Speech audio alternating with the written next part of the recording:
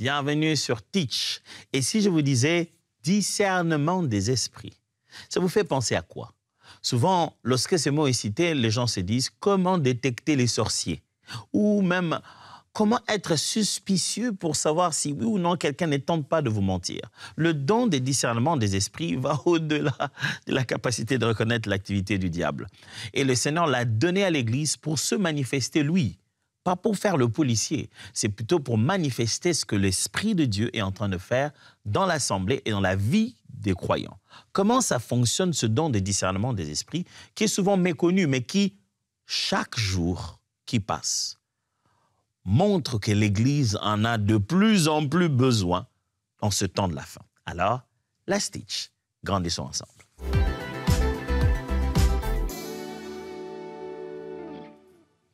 Contrairement à une simple intuition ou un jugement personnel, il s'agit d'une révélation inspirée par le Saint-Esprit, destinée à exposer les faux enseignements, démasquer les œuvres de l'ennemi et confirmer l'action authentique de Dieu. C'est ça, le don de discernement des esprits. Ce n'est pas une intuition innée ou une tendance culturelle que certaines personnes auraient vis-à-vis des autres. Il s'agit d'une inspiration de l'esprit, d'une orientation de l'esprit, parce qu'il s'agit d'un don spirituel. Voici la définition que je vous propose. Discernement des esprits signifie la capacité de reconnaître la source spirituelle qui se cache derrière une personne, une situation ou un message. C'est l'habilité à reconnaître la partie qui anime une personne ou une situation ou un message, la partie cachée derrière, c'est lui, vous savez, j'ai oublié encore le nom exact, ça va me revenir peut-être. Vous voyez, mais il y a ce genre de jeux qu'on fait pour enfants, on tire les ficelles par derrière. Je suis presque sûr que tous les amis derrière la régie, ils ont trouvé les mots, mais ils ne savent pas me les dire. On tire les ficelles derrière et ça fait bouger le petit jeu. C'est la capacité à savoir qui tire les ficelles, qui bouge pour qu'on puisse voir l'action qui est en train de se faire. Derrière les êtres humains, derrière les situations, derrière des messages, il y a toujours un esprit. Esprit soit-il humain, esprit soit-il diabolique, esprit soit-il divin, angélique. Il y a toujours un esprit ou même un état d'esprit qui anime les gens. On appelle ça des marionnettes. Voilà, merci les amis. Marionnettes. Souvent, les hommes, les situations, les messages sont des marionnettes. Quelqu'un derrière agite cela. Vous pouvez couper, vous pouvez agiter la marionnette, vous n'avez pas touché celui qui est en train de faire vivre la marionnette. C'est lui qui avait des intentions, c'est lui qui est dangereux. Alors si en tant qu'enfant de Dieu, vous commencez à vous agiter pour cogner juste la marionnette, ça ne suffit pas. Parce que celui qui fait vivre et qui fait même parler, vous savez, la marionnette ne parle même pas. Celui qui fait tout le jeu et le scénario de la marionnette, c'est quelqu'un d'autre. Et le don de discernement des esprits vous permet de savoir qui se cache derrière la marionnette. 1 Corinthiens chapitre 12, verset 10 dit ceci. À un autre, le don d'opérer des miracles, à un autre, la prophétie, à un autre, le discernement des esprits. À un autre, la diversité des langues, à un autre, l'interprétation de langues. Souvenez-vous, ça s'appelle un don pour discerner des esprits au pluriel. Matthieu chapitre 16, versets 22 à 23. Pierre, l'ayant pris à l'écart, s'est mis à le reprendre et dit « À Dieu ne plaise, Seigneur, cela ne t'arrivera pas. » Mais Jésus se retourna, dit à Pierre « Arrière de moi, Satan, tu mets en scandale, car tes pensées ne sont pas les pensées de Dieu, mais celles des hommes. » Ok. Jésus, là, tu me fais mal à la tête en disant ça comme ça. Jésus, un jour, il est là avec ses disciples et il parle du fait qu'il doit devoir souffrir, qu'il va devoir être tué. Mais Pierre le prend à l'écart, il appelle, il dit, vous savez, Pierre, il était courageux, hein, c'est le seul qui réprimandait Jésus. Il appelle, il dit, viens. J'imagine ça, il dit, Jésus, écoute, Toi, tu es un leader. Ça, c'est moi qui suis en train d'exagérer. Il lui dira un truc du genre, Jésus, toi, tu es un leader. Les leaders, ça ne part pas comme ça devant les gens.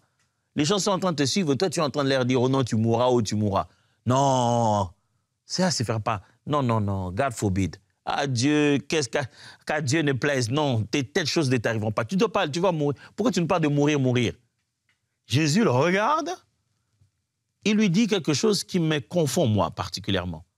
Il dit, arrière de moi, Satan. C'est ce qu'il dit. Après, en clarifiant sa pensée, il dit, tes pensées ne sont pas celles des dieux. J'aurais cru qu'il allait dire, sont celles du diable. Non, il dit, sont celles des hommes. OK. Dans une même session, dans une même interaction, Jésus identifie il fait mention de 3 types d'esprits.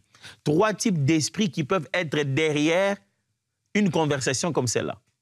Jésus montre qu'il y a optionnellement la pensée des dieux qui peut animer une personne dans son langage.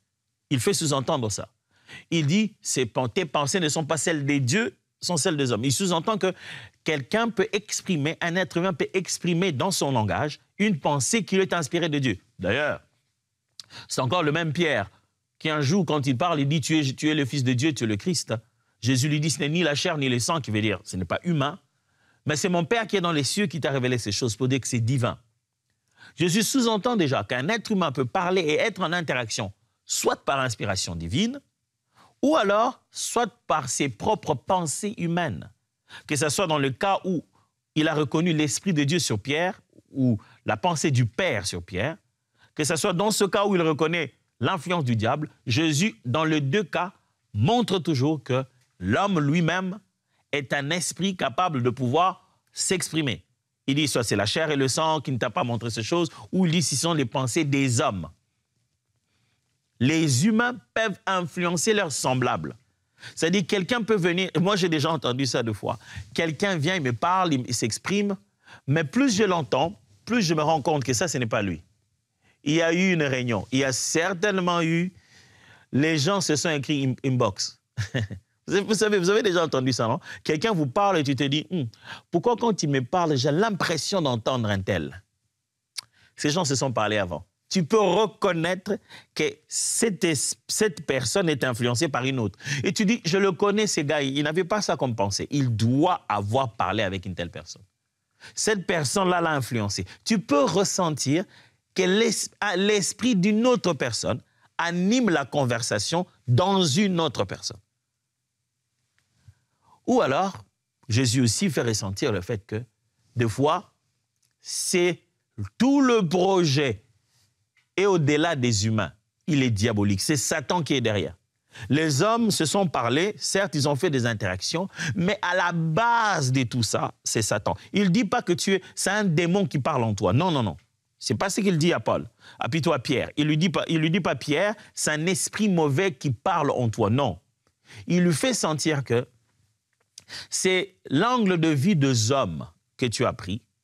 Et derrière cette vision de choses humaines, le diable tente de m'empêcher d'accomplir mon plan et le but pour lequel je suis venu. Il dit, ça, c'est de l'ennemi.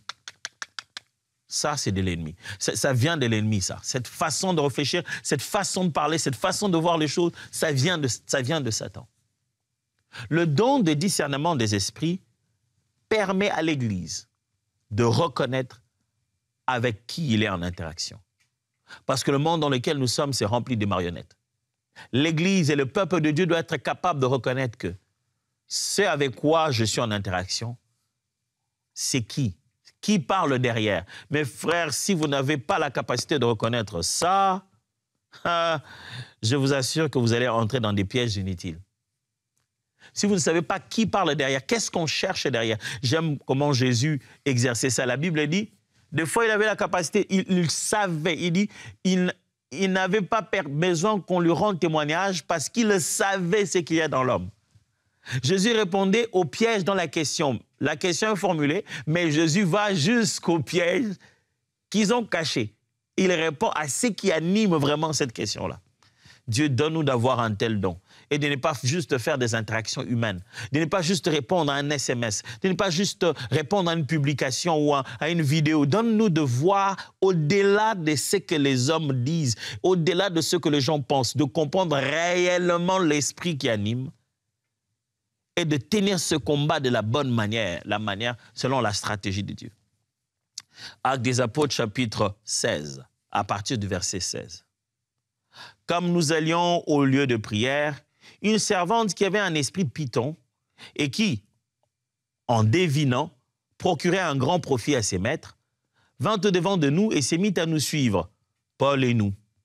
Elle criait, « Ces hommes sont les serviteurs du Dieu très haut, et ils vous annoncent la voie du salut. » Elle fit cela pendant plusieurs jours.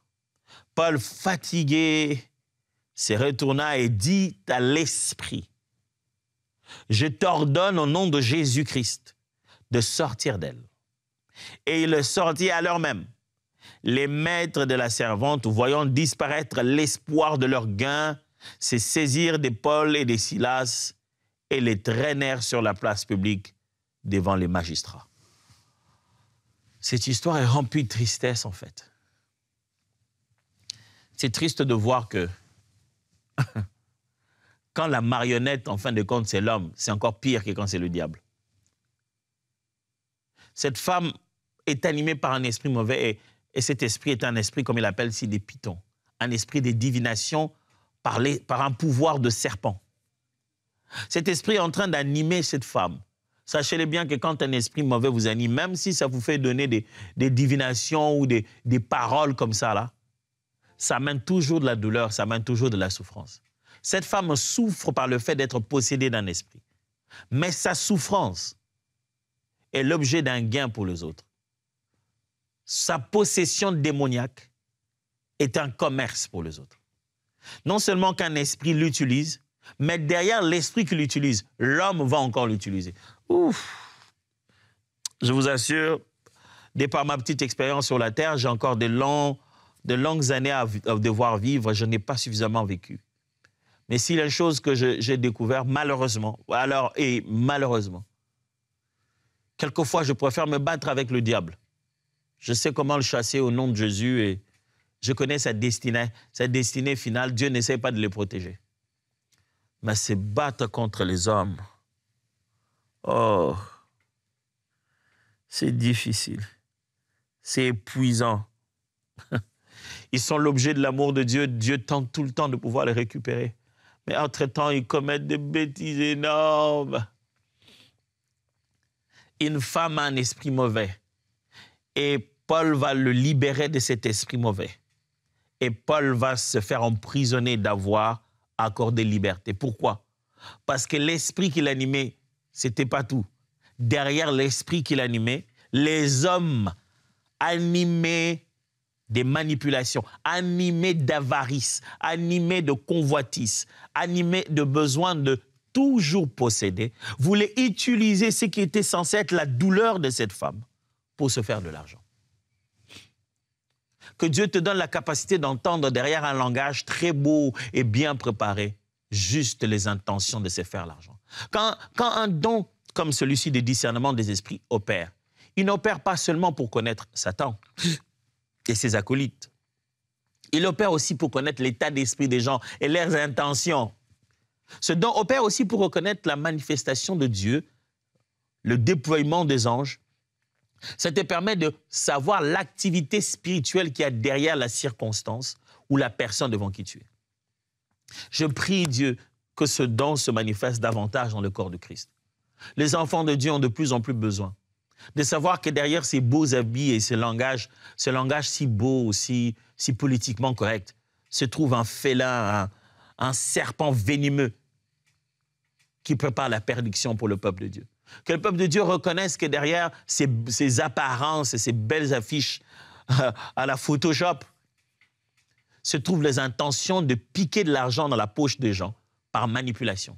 Que les peuples de Dieu arrivent à comprendre que derrière des beaux habits blancs et des belles images et un montage aussi bien fait, se trouvent des miracles falsifiés qui ne glorifient pas Jésus. Un commerce est bien alimenté par des gens qui veulent juste emprisonner les esprits des autres.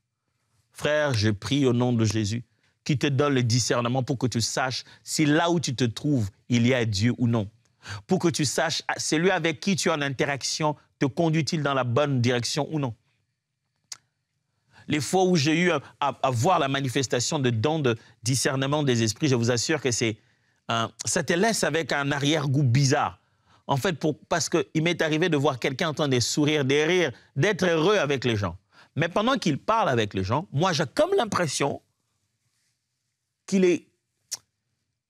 soit qu'il pleure, soit qu'il est en douleur. Je vais vous donner un exemple qui va... Moi-même, j'ai ri déjà l'exemple que je vais donner. C'est comme si quelqu'un rit, mais moi, je le vois avec un visage du Joker. Vous savez, le Joker de Batman, il a fait tout un film avec Arpa pour ça. J'ai déjà l'impression que là, les sourires sont faussés.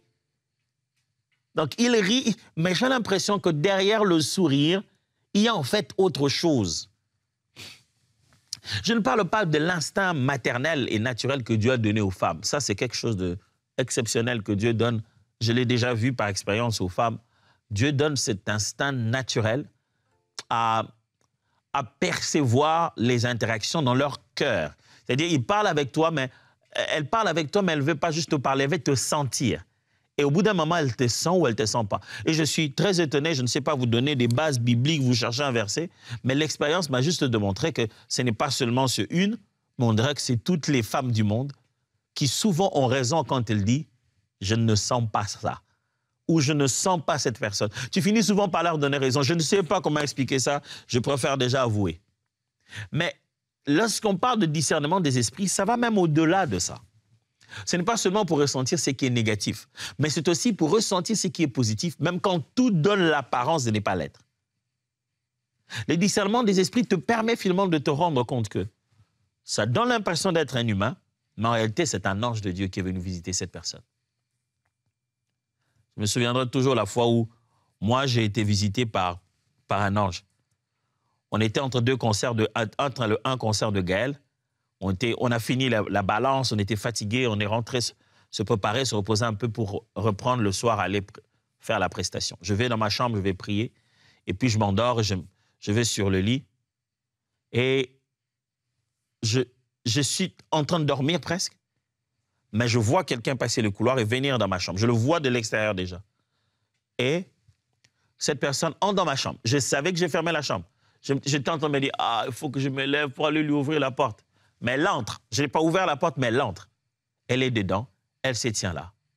Puis je dis, tu es venu pour la chambre de fond là-bas, pas ici, chez moi. Elle est là, elle me regarde. Puis je dis, mais dis-moi, qu'est-ce que tu veux en fait? Je me préserve de parler de la conversation. Mais après, quand ça finit, la vision disparaît. Mais l'ange était là, dans la même pièce. Ce n'est pas que j'étais comme dans un rêve, dans un autre setup. Non, c'était exactement la même pièce. Et j'étais un peu comme Pierre en parle, en une sorte d'extase. J'étais comme éveillé, comme en train de dormir. Tout s'est passé dans cet espace-là. Je suis avec précision qu'il ne s'agissait pas d'un homme, il s'agissait d'un ange de Dieu. Le don de discernement des esprits te permet de connaître la nature spirituelle, même de l'expérience par laquelle tu passes, même la situation dans laquelle tu te trouves. Comment on fait avec ça? Qu'est-ce qu'on en fait? Comment on applique ça à l'Église? Je vais encourager l'Église à faire 4 choses. Premièrement, détecter les faux enseignements et les doctrines trompeuses. Le don des discernements des esprits permet de détecter la fausseté dans la parole. Parce que même quand quelqu'un vient avec une fausse doctrine, il ne suffit pas d'être juste théologiquement bon et d'avoir un degré de maturité qui te permet de discerner la vérité et la fausseté. Parce que quelqu'un peut bien construire sa théologie sur du vrai. Parce que le faux le plus subtil, le faux le plus dangereux, c'est celui qui ressemble trop au vrai. Quelqu'un peut très bien bâtir, construire le point de départ sur quelque chose d'équilibré et subtilement glisser l'erreur. Et ça dépasse juste la compréhension de ton enseignement, le fait d'avoir fait tes devoirs théologiques. Il en va de l'Esprit de Dieu qui te convainc sur les véritables motivations des gens.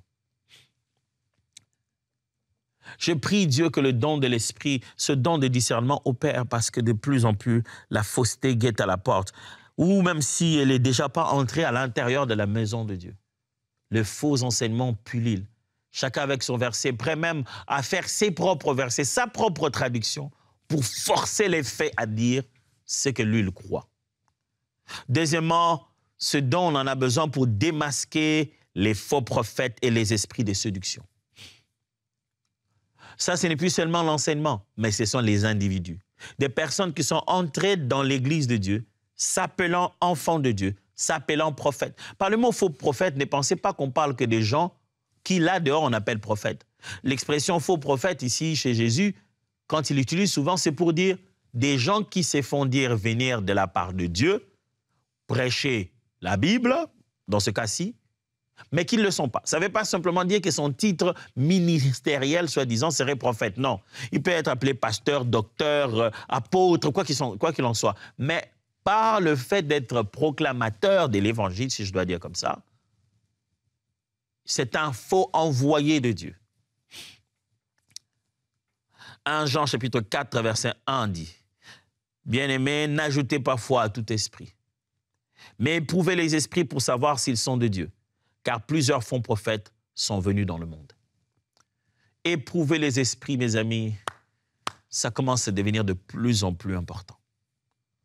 On ne peut pas croire à tout et surtout pas à tous. Et quand quelqu'un veut que vous puissiez le croire en lui, il sait bien comment habiller l'extérieur. Oh Dieu, donne à ton Église de dépasser les apparences. Troisièmement, protéger l'Église contre les attaques spirituelles et les influences démoniaques. Le don de discernement des esprits, Dieu l'a donné à l'Église pour protéger, pour exercer dans le processus de la protection de l'Église contre les attaques spirituelles et les influences démoniaques. L'Église subit des attaques. L'ennemi met sur pied des stratégies, envoie des infiltrés. On a de plus en plus besoin de dons de l'esprit pour les reconnaître, ces infiltrés. Dans la chorale, dans les protocoles, à la chair, à l'intercession, à la technique, qu'on reconnaisse les infiltrés, qu'on reconnaisse comment le plan de l'ennemi est en train d'opérer pour détruire l'œuvre de Dieu. Dieu veut protéger son Église contre ce genre de choses. C'est pour ça qu'il vient pour dire cette personne, son esprit, il n'a pas le même esprit que nous. Non, non, non, non, quelque chose ne va pas. Il veut bien faire, il donne l'impression d'être serviable, mais au fond, dans mes entrailles, je sens qu'il a quelque chose qui n'est pas de Dieu. Frère, ne faisons pas de la complaisance. Cette église-là, Jésus est mort à la croix pour ces gens-là. Ne laissons pas les loups entrer et sortir dans une bergerie qui a coûté la vie du berger. Alors quand Christ nous donne la responsabilité de son Église, veillons. Veillons, je vous en prie. Ne laissons pas... Il y a une chose que j'ai vue qui m'a fait rire grave dans la vie. Souvent, j'ai vu des gens animés d'une mauvaise intention être les premiers à pointer du doigt les autres. Donc, vous êtes comme ça dans le groupe, c'est lui le premier à commencer à dire toujours cette sœur-là, moi, je ne la sens pas, j'ai toujours trouvé qu'elle ne va pas bien. C'est la stratégie de... Il est spécialiste à ne pas sentir les gens. En fait, le but, c'est lequel? C'est pour que jamais vous puissiez vous dire « et lui-même ».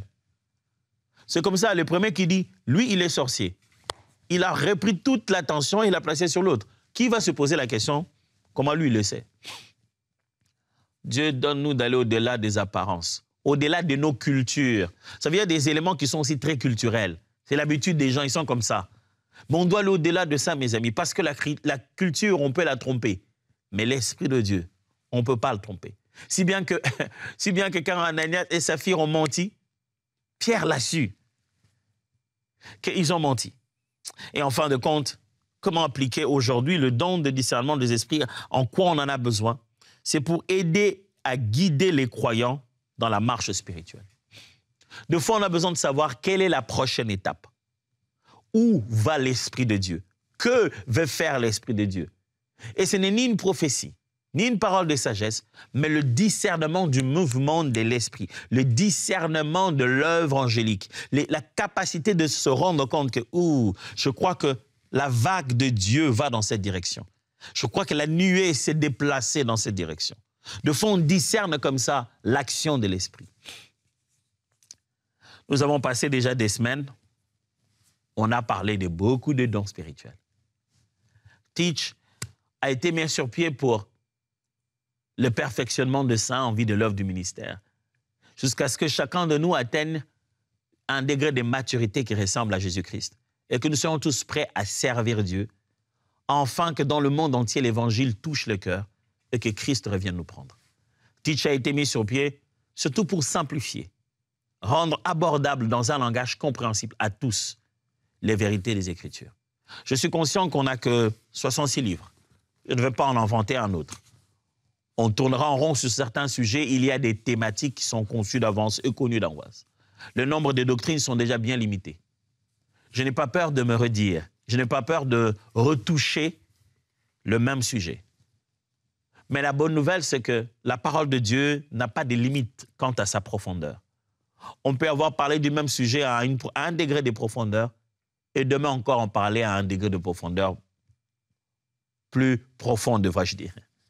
C'est pourquoi quand j'aborde des sujets comme ça, je suis conscient qu'à la première fois quand je ne les aborde pas à un certain degré de profondeur.